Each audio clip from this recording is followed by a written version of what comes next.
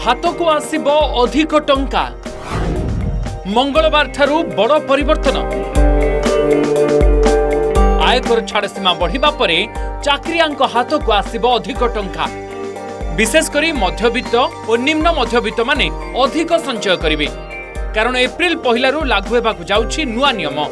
गत बजेट रे केंद्र सरकार आयकर छाड़ सीमा सर्वनिम्न 12 लाख टंका को वृद्धि करथिले। पूर्वरू 7 लाख जाए आयकर देबाकू पड़ु नथिला, एबे एहा 12 लाख को वृद्धि पाइछि। ता सहित 75,000 टंकार स्टैंडर्ड डिडक्शन रहिछि, अर्थात 12,75,000 टंका जाए आयकर उपरे कोनोसी टैक्स देबाकू पड़िबो नाही। पहिलारू बदली जिवो यूपीआई नियम। दीर्घ दिन धरी कार्यक्षम नथिबा सिम सहित आपणकर यूपीआई जदि जोड़ी हुई रहिछि तेबे होई जांतु सतर्क।